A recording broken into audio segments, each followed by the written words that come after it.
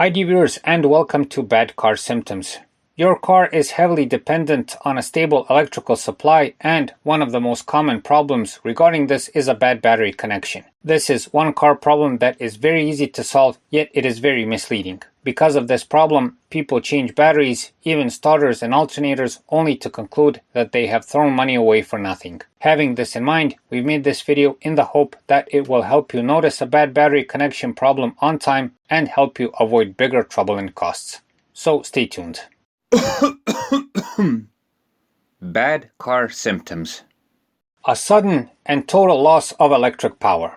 In our opinion, the most common and obvious sign of a bad battery connection is a sudden and total loss of electric power. So everything works fine on the car and all of a sudden there's no electric power whatsoever. No dashboard lights, no cranking, nothing. It is just like if the battery was totally disconnected. If you see this happen on the car, be sure to first check the battery connections. Check if the battery clamps and terminals are clean and tight.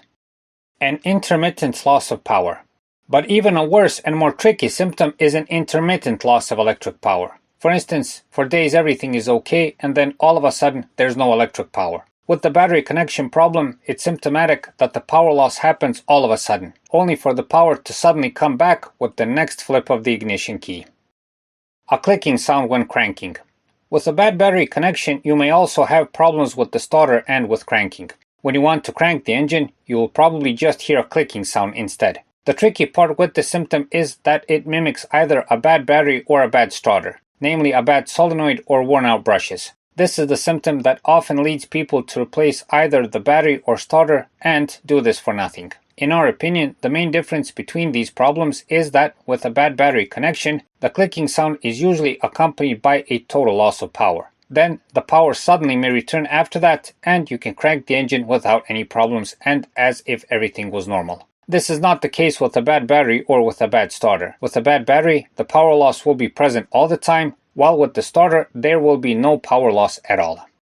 Alternator and recharging problems.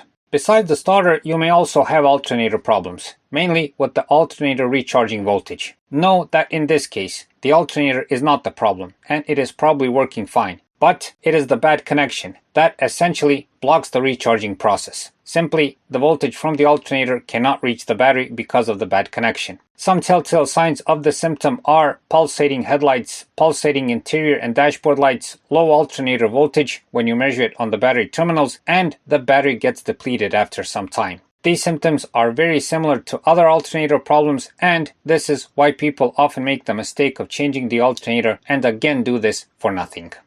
Freak electric problems.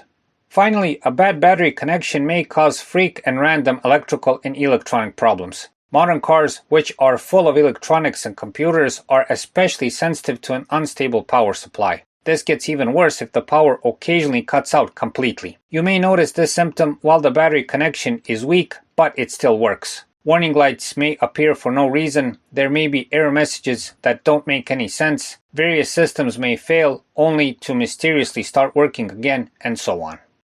In the end, dear viewers, the moment you notice a sudden and total loss of electric power, before you do anything else, check the battery clamps and terminals. If they are filthy and have buildup on them, take them off and thoroughly clean both the terminals and the clamps until they shine.